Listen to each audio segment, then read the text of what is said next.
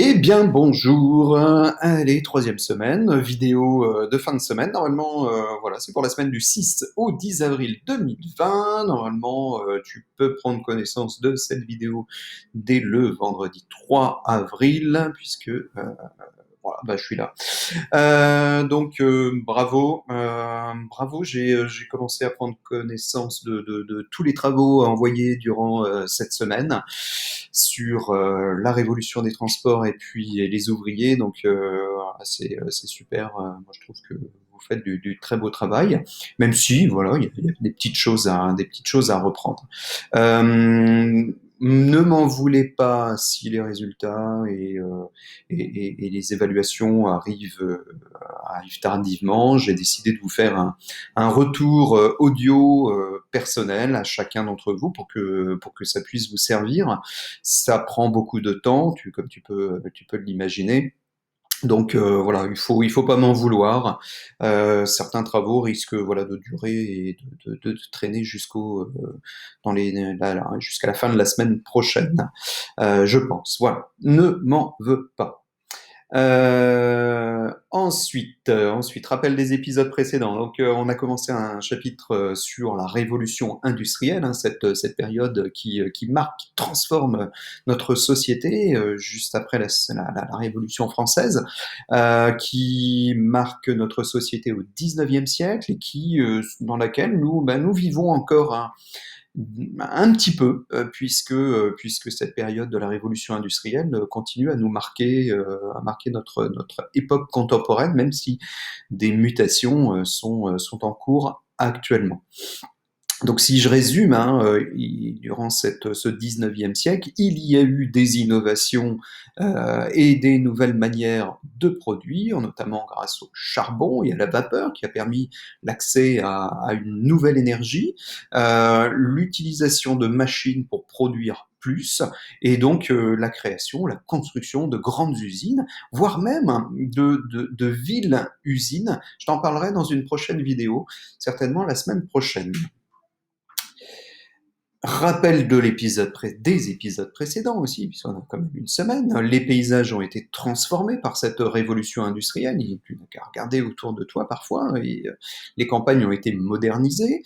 L'Europe a connu une forte urbanisation, puisque la main d'œuvre, les usines, pardon, excuse-moi, les usines se trouvent dans les villes, et donc la main d'œuvre vient s'installer dans les villes. Donc les villes grossissent, et donc forte urbanisation, c'est-à-dire phénomène d'augmentation de la population de la ville.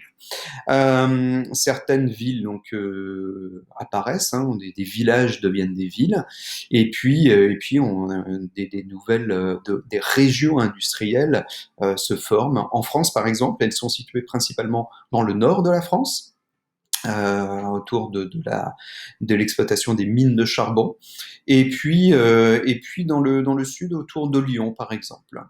Et puis j'avais terminé également par le développement du chemin de fer qui quadrille le territoire.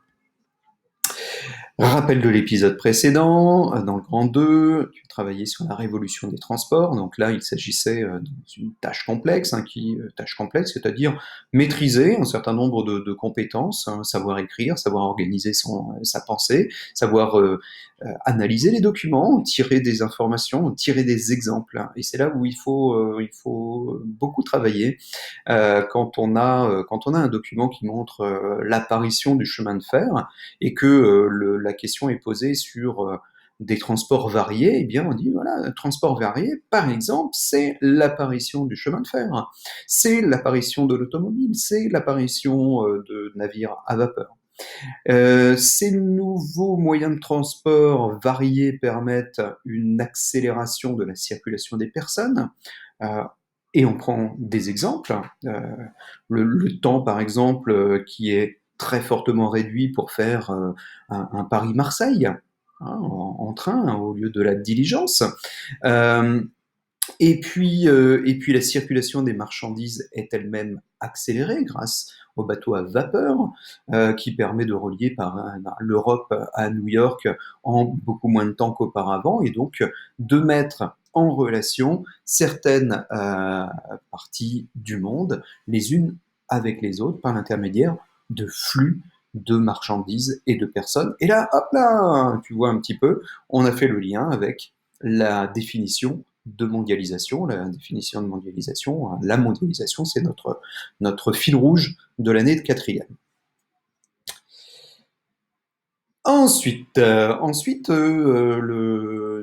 partie 3 était, je vous invitais, voilà, à rentrer dans la peau d'un journaliste, de journalistes, alors de papier ou de radio, histoire de changer un tout petit peu de support allez, de s'amuser un tout petit peu, et d'enquêter sur les conditions de vie des ouvriers au XIXe siècle.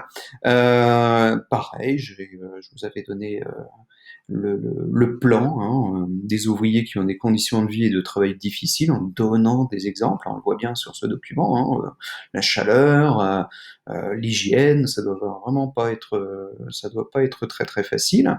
Des conditions de vie, des conditions qui risquent de déstabiliser la société parce que certains ouvriers revendiquent de nouvelles, des conditions de travail bien meilleures, la réduction du temps de travail par exemple. Et puis des ouvriers et leurs syndicats oui, je viens de le dire, voilà. Donc on avait toutes ces exemples à mettre en œuvre. Donc tu as vu la correction également, et je vous enverrai une correction la semaine prochaine. Voilà, la petite carte mentale qui permet de résumer tout ça, c'est l'organisation d'une société qui est modifiée grâce à la révolution industrielle. C'est l'apparition de deux classes sociales nouvelles. Le siècle de la bourgeoisie, celle qui possède le capital, c'est-à-dire l'argent, et puis le prolétariat, tiens, je te retiens bien ce mot, le prolétariat, c'est-à-dire que le prolétaire, c'est celui qui ne possède que sa force de travail pour vivre, il n'a pas d'argent, donc il est obligé de travailler. Le travail des hommes, des femmes, des enfants dans les usines est pénible. L'exode rural, on l'a vu précédemment, on quitte les campagnes pour aller s'installer en ville, donc c'est l'urbanisation. Et puis, l'immigration massive vers d'autres continents que tu vas travailler un peu plus tard, là, cette semaine d'ailleurs. Alors justement, cette semaine, je te propose le plan de travail suivant. On va travailler sur les nouvelles idéologies. Alors tu vas voir que les nouvelles idéologies, je les ai mises ici, ce sont des idéologies, des façons de penser à la société, notamment au travers de la lutte des classes, entre bourgeoisie et prolétaires et ouvriers. Et apparaissent 4 nouvelles idéologies, c'est le socialisme, le capitalisme, le libéralisme et le paternalisme. Donc ça va être l'objet de ce travail dans un premier temps.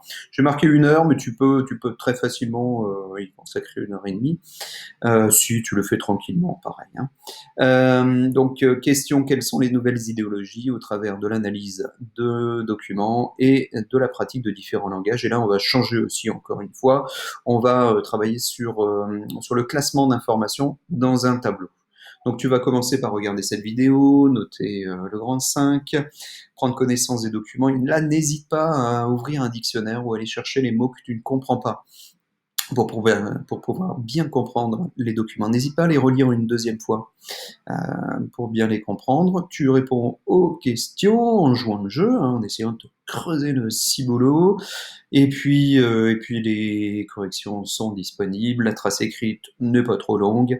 Et enfin, étapes 7 et 8, elles sont ensemble. Sais-tu qu'au XIXe siècle, les Européens émigrent? Mais pourquoi? Et donc, étape 8, il s'agit d'un questionnaire avec vidéo. Donc, quand tu vas cliquer sur le lien questionnaire en ligne, tu vas arriver sur le questionnaire traditionnel, et tu auras une vidéo YouTube à regarder et quelques questions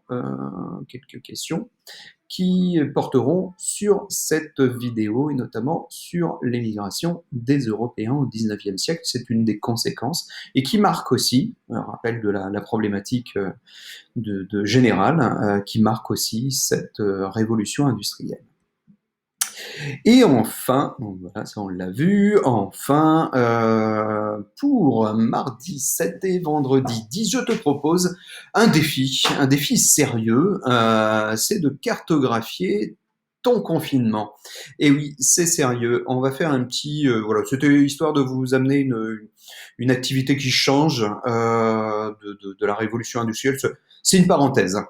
C'est une parenthèse pour faire autre chose. Voilà. Donc, mais c'est sérieux puisque l'objectif est de réviser ce que l'on a déjà fait en géographie, à savoir les règles du langage géographique, hein. Normalement, tu dois avoir en tête les figurés. Tu te rappelles les figurés de surface, linéaire et ponctuel. Voilà. Et donc, comment on peut l'adapter à notre vie quotidienne. Donc, bon, il y aura voilà, tu noteras le titre, hein, méthodologie, c'est une séance entre parenthèses, ma cartographie du confinement, une fiche méthode à bien prendre connaissance, il y a 2 pages, qui rappelle ce que l'on a déjà un peu fait en classe. Et les consignes, hein, c'est de décrire de manière géographique ton espace de confinement. Pour cela, je t'ai donné un exemple, c'est le mien. Je te le montre après. Il y a des critères d'évaluation pour savoir si tu as réussi ou pas cette tâche.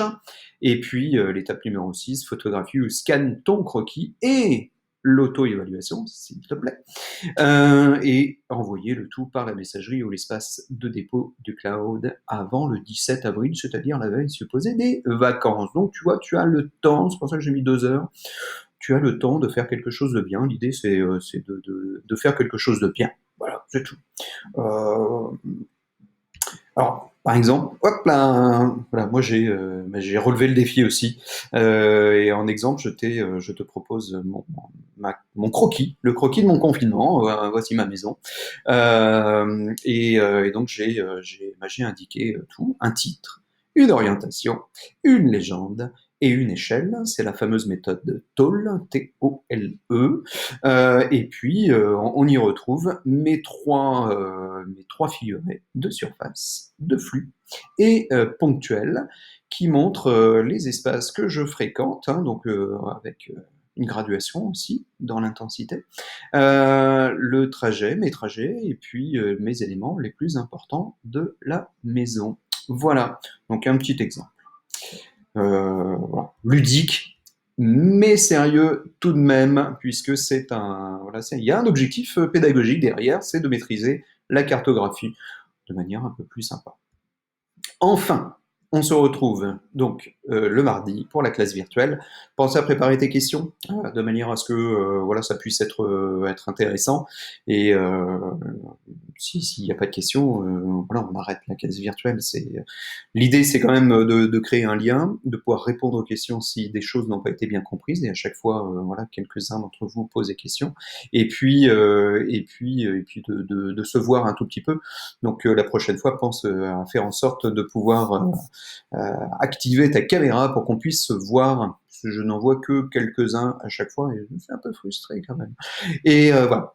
Passe une très très bonne semaine. Je reste disponible par l'intermédiaire de la messagerie. Et puis prends soin de toi et fais attention et travaille bien. Voilà. À plus tard.